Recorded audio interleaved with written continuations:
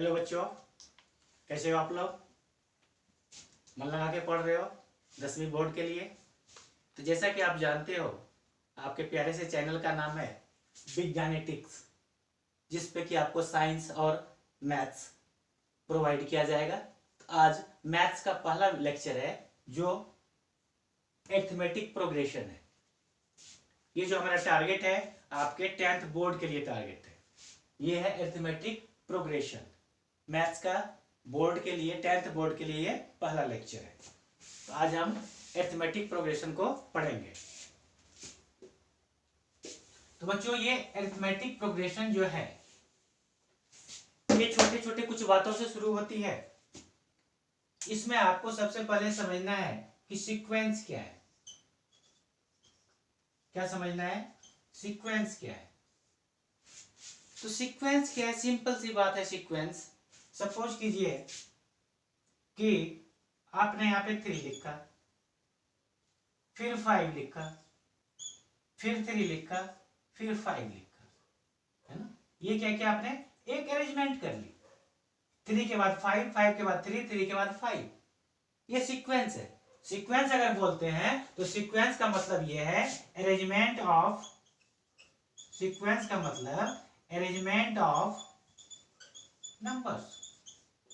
आप नंबर्स को किसी भी तरह से अरेंजमेंट कर दो। या तो ये हुआ, आपने किसी रो में 3 बुक्स को रखा, किसी रो में 5 बुक्स को रखा, फिर 3 रखा, ये 5 रखा, तो ये आपका क्या हो गया? अरेंजमेंट ऑफ नंबर्स हो गया। तो ये जो अरेंजमेंट ऑफ नंबर्स है आप इस तरह से भी कर सकते हैं। सपोज कीजिएगा आपने 4 लिखा, 4 के बाद 18 लिखा, 18 के बाद 16 लिखा, 16 के बाद आपने 4 2 जा 8 2 जा 16 2 जा क्या होता है? 32 लिखा। तो ये भी एक अरेंजमेंट है। तो सीक्वेंस अगर बोलते हैं तो सीक्वेंस बोलने का मतलब है अरेंजमेंट ऑफ नंबर्स। ये नंबर्स किसी भी तरह से आप अरेंज कर सकते हैं, ये सीक्वेंस होती है। अब बारी आती है सीरीज की। अब जो बारी है वो है सीरीज की। सीरीज क्या कहता है बच्चों? ये तो सीक्वेंस था। ये आप यहाँ पे अरिथमेटिक प्रोग्रेशन में लिख दूं जो कि आसान हो। अरिथमेटिक प्रोग्रेशन,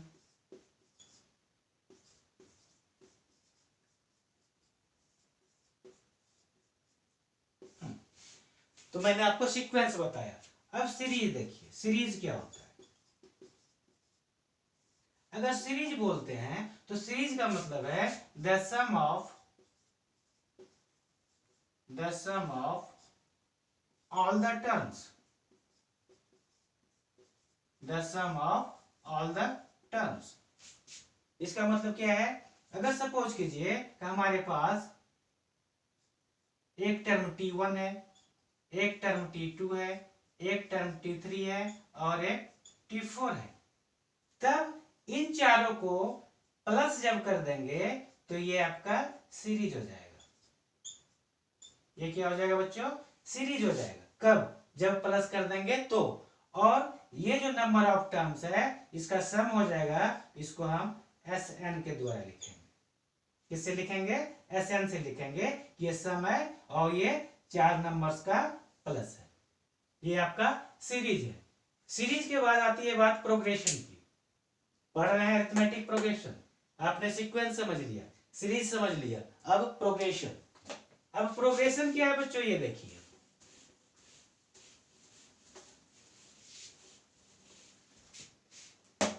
प्रोग्रेशन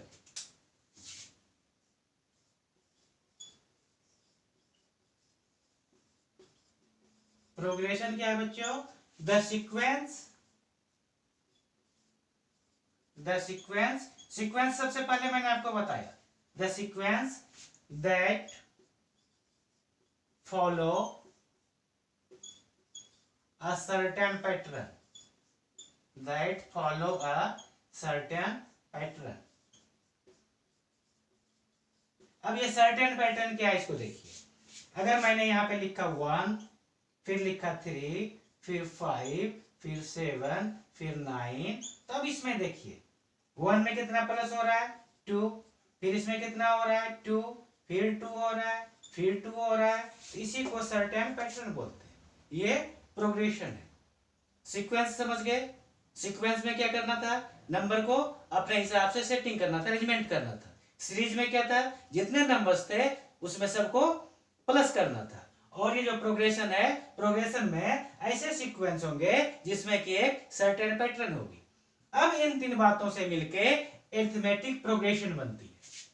क्या बनता है बच्चों, अरिथमेटिक प्रोग्रेशन। बिटा दो इसे, अरिथमेटिक प्रोग्रेशन। अब ये जो अरिथमेटिक प्रोग्रेशन है इसको भी डिफाइन कर लें। ये क्या होता है, the least of numbers, the least of numbers in which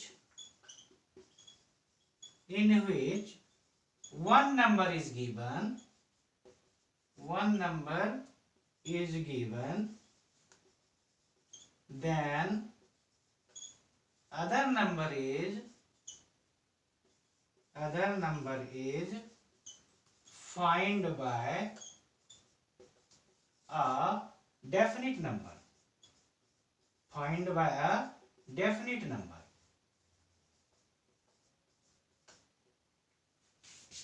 अब ये क्या कहता है, the list of numbers in which one number is given then other number is find by a definite number. अब ये 5 है, फर्स्ट नंबर दिया हुआ है। अब ये जो फर्स्ट नंबर है, फर्स्ट नंबर में क्या करेंगे, डेफिनिट नंबर देते जाएंगे। डेफिनिट नंबर सपोज कीजिए 3 दे दिया, क्या आ गया बच्चों, 8 आ गया। दूसरा नंबर आ गया, अब दूसरे नंबर में फिर 3 दे दीजिए, क्या आ जाएगा, 11 आ जाएगा। फिर इसके साथ 3 दे दीजिए तो क्या आ जाएगा, 14 आ जाएगा। तो ये जो आ रहा है यही हमारा अरिथमेटिक प्रोग्रेशन है। The list of numbers in which one number is given then other number is find by a definite number. तो ये है हमारा अरिथमेटिक प्रोग्रेशन। तो ये छोटी छोटी बातें थे। अब इस पे मैं आगे बढ़ाऊं। अब क्या है बच्चों, अब इसमें कुछ कॉमन चीजें हैं जो कि मैंने आपको बताया। और अब जो है आप इसको देखिए, अगर ए लिखूं मैं, तो ए लिखने का मतलब बच्चों ये फर्स्ट टर्म है, ये फर्स्ट टर्म है। अगर डी लिखूं तो ये क्या है, हमारा कॉमन डिफरेंस है, कॉमन डिफरेंस है। अब ये कॉमन डिफरेंस क्या हो गया, अभी जस्ट मैंने आपको बताया था, ये अगर 5 है, 5 के बाद 8 है, 8 के बाद 11 है, 11 के बाद 14 है, तो देखिए सब में कितने का डिफरेंस है, 3 का डिफरेंस है। तो ये जो 3 का डिफरेंस है यही हमारा कॉमन डिफरेंस है, जिसको हम लोग डी से लिखते हैं। अरे समझ में, जिसको हम लोग डी से लिखते हैं। और ए एन अगर लिखते हैं बच्चों, तो ए एन का मतलब है लास्ट टर्म। किसका last term, of an AP. Arithmetic progression को एपी से लिखेंगे, ए पी। अगर एन लिखते हैं तो एन का मतलब है नंबर ऑफ टर्म्स, कि किसी भी एपी में कितने टर्म्स हैं। अरे समझ में, अगर ए लिखे तो ये फर्स्ट टर्म होगा, डी लिखने से कॉमन डिफरेंस होगी, एन लिखेंगे तो लास्ट टर्म ऑफ एपी होगा, और एन लिखते हैं जिसका मतलब नंबर ऑफ टर्म्स होगा। ठीक है, अब देखिए, अब जो है इन चारों चीजों को जानने के बाद एक एपी के लिए सबसे इंपॉर्टेंट फॉर्मूला बन जाता है। और वो फॉर्मूला क्या है बच्चों, वो फॉर्मूला है an equals to a plus n minus 1 into D. an equals to a plus n minus 1 into D. an का मतलब last term of the AP, a means first term, और n means number of terms, और d क्या है, common difference है। अब इसका use कैसे करते हैं इसको समझिए। मान लीजिए मैंने कोई एक एपी ले लिया, ये एपी है हमारा 3, 5, 7, 9, 11, 19। ये एपी है 3, 5, 7, 9, 11 so on 19। ठीक है, अब देखो बच्चों, ये जो यहाँ पे है ये क्या है, हमारा ए है, ये हमारा फर्स्ट टर्म है। और ये जो 19 है, 19 क्या है हमारा, 19 लास्ट टर्म है, 19 लास्ट टर्म है। अब कॉमन डिफरेंस की बात जब करते हैं बच्चों, तो ये जो कॉमन डिफरेंस होती है, ये फर्स्ट टर्म तो सबसे पहले जो लिखा रहेगा ये तो समझ में आ गया आपको, ये 3 है। और सबसे लास्ट में क्या लिखा हुआ है, 19, तो ये an है, ये हो गया कितना, 19 हो गया। अब ये जो आपके पास AP है, इसमें से कॉमन डिफरेंस जब निकालना होता है तो क्या करना पड़ेगा बच्चों, कॉमन डिफरेंस निकालने के लिए कॉमन डिफरेंस को D कहते हैं, तो ये आप A2 में से A1 माइनस कर दीजिए, चाहे तो आप A3 में से A2 माइनस कर दीजिए, चाहे तो आप A4 में से A3 माइनस कर दीजिए। तो किसी भी AP में कॉमन डिफरेंस फाइंड करने के लिए दूसरे टर्म में से पहले टर्म को माइनस करते हैं, एक पहले का टर्म माइनस करते हैं। अब इस क्वेश्चन में देखो बच्चों, ये जो एग्जांपल ले रहे हैं, ये 3 है, 5, 7, 9, 11, 19, A3 हो गया, AN 19 हो गया। अब जो कॉमन डिफरेंस है, कॉमन डिफरेंस 5 माइनस 3 क्या आ गया बच्चों, 2 हो गया। तो ये 3 इंफॉर्मेशन, यहाँ पे 4 चीजें हैं, last term, first term, number of terms और कॉमन डिफरेंस। तब आपके पास 3 चीजें अवेलेबल है, तब आपको क्या फाइंड करना है, इसमें नंबर ऑफ टर्म्स कितना है, नंबर ऑफ टर्म्स कितना है। तो देखिए नंबर ऑफ टर्म्स करने के लिए क्या करेंगे, अब ये जो फॉर्मूला है, इस फॉर्मूला पे सारे वैल्यूज को पुट करेंगे। an कितना है बच्चों, 19 है, 19 हो गया, इक्वल्स टू a आपका 3 है, 3 पुट कर दीजिए, प्लस n माइनस 1, और कॉमन डिफरेंस आपने निकाला, कितना निकाला कॉमन डिफरेंस, कॉमन डिफरेंस है 2, तो आप यहाँ पे 2 पुट कर दीजिए। ठीक है, कैलकुलेशन तो आपको आती होगी।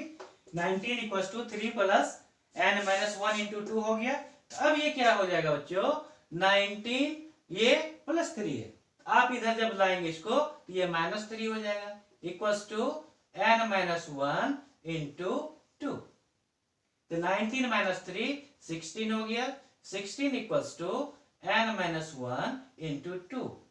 अब 16 ये मल्टीप्लाई है, आप इधर जब ले जाएंगे तो डिवाइड हो जाएगा, n माइनस 1 आ जाएगा, 2 से कट करेंगे तो 8 हो गया, 8 equals to n minus 1। Therefore n equals to कितना हो जाएगा, माइनस 1 दूसरे तरफ जब करेगा तो प्लस 1 हो जाएगा, तो n कितना हो गया, 9। तो आपने फाइंड कर लिया इसमें कि नंबर ऑफ टर्म्स कितने हैं, 9 नंबर ऑफ टर्म्स हैं। तो एक फॉर्मूला तो ये काफी इंपॉर्टेंट है। अब मैं बात करता हूं बार बार कि ये जो हमारा फोकस है आपका 10th बोर्ड, इसलिए बहुत ज्यादा डीप में मैं नहीं जाऊंगा। ये जो an है, an का फॉर्मूला आप अच्छे से लर्न कीजिए कि an equals to a plus n minus 1 into D होता है। ठीक है, इस फॉर्मूले से आप, अगर हमारे पास फर्स्ट टर्म दिया हुआ हो तो first term, number of terms और कॉमन डिफरेंस, तो an निकाल सकते हैं हम। 3 चीजें अगर दिया हुआ हो तो फोर्थ इस फॉर्मूले पे पुट करके फाइंड कर सकते हैं। आ रहा है समझ में, पुट करके फाइंड कर सकते हैं। तो अब ये जो एक्सरसाइज है बच्चों, इस एक्सरसाइज में मैं मैक्सिमम 10 क्वेश्चंस आपको सॉल्व कराऊंगा, और वो 10 क्वेश्चंस एपी के लिए सफिशिएंट है। इसे मिटा दूं,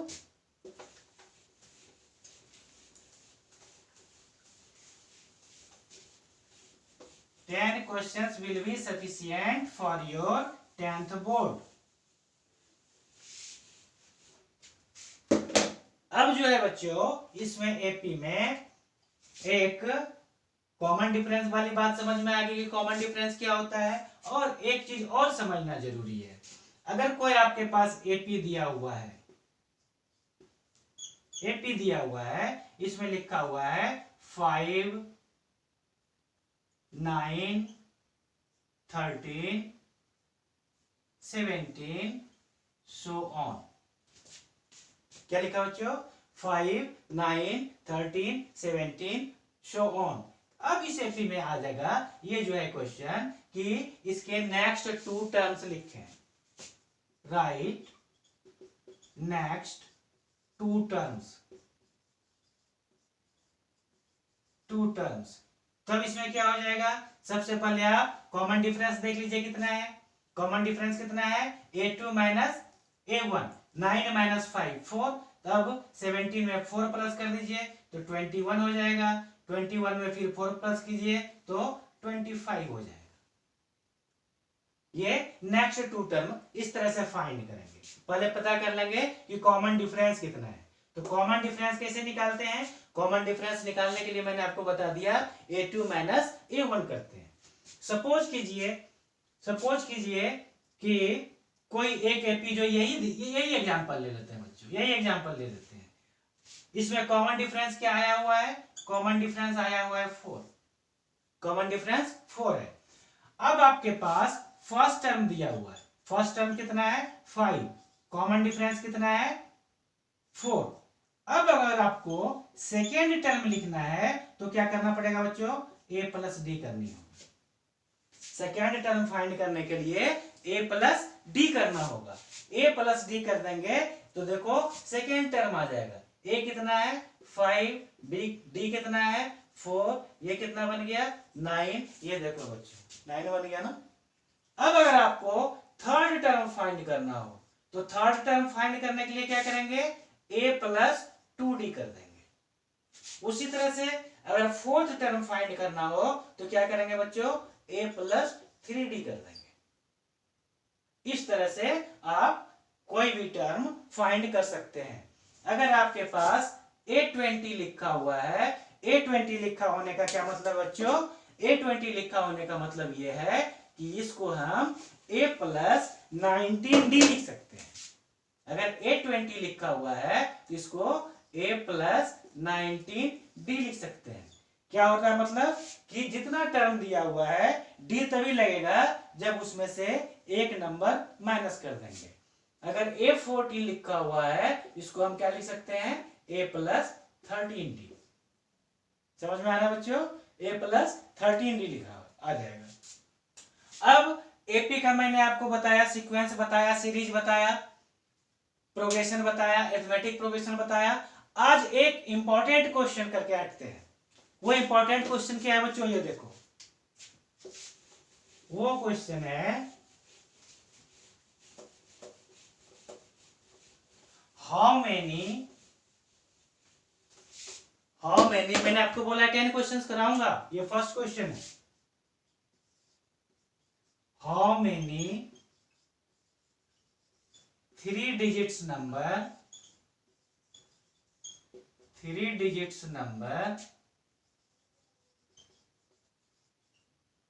which are divisible by 7। How many 3 digits number which are divisible by 7। Equation पढ़ने से क्या लग रहा है बच्चों, 3 डिजिट्स के नंबर होने चाहिए। कितने नंबर होने चाहिए, 3 डिजिट्स के नंबर होने चाहिए। तो 3 डिजिट्स के कितने नंबर हो जो कि 7 से डिविजिबल हो।